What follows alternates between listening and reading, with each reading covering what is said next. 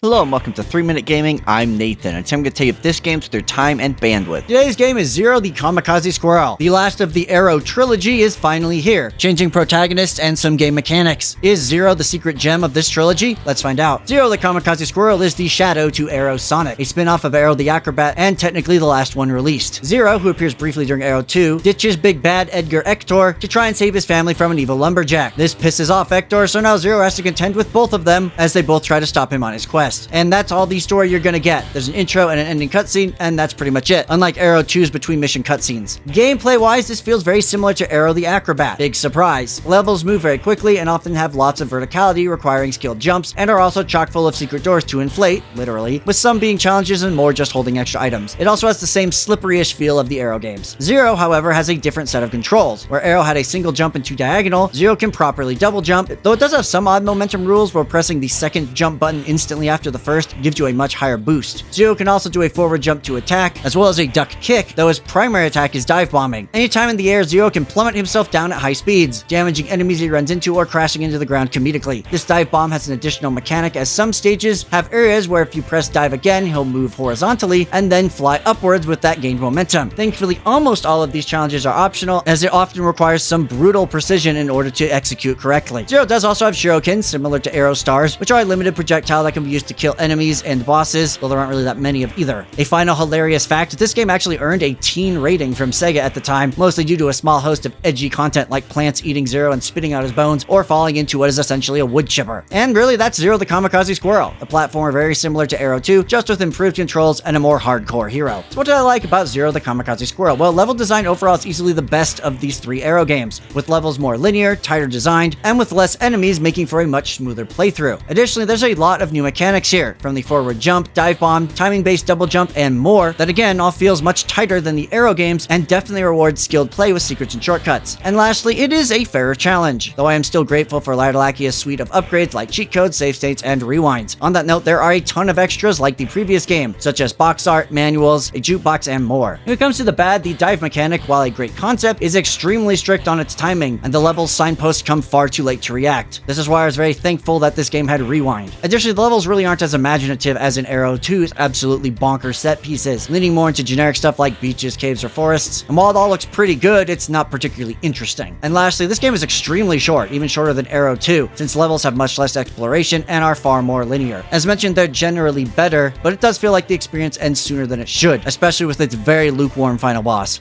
As you know, I rate games here on a 3-point scale: must play, maybe consider, and don't bother. And Zero offers a lot of improvements over its baddie counterpart, but overall I found it only slightly better than Arrow 2. The levels are generally tight with plenty of secrets, Zero controls reasonably well, and overall the game is much faster paced. It still has that weirdness you get from Arrow games like odd methods of attack and the cool in theory dive mechanic, but if you enjoy retro platformers, Zero is definitely worth getting. That's all I got for you today. Thank you so much for watching. If you played Zero the Kamikaze Squirrel, the cartridge for this game costs an arm and a leg, so it's great to see this one re-released, but let me know what you think in the comments, and then go out there and give Zero a look.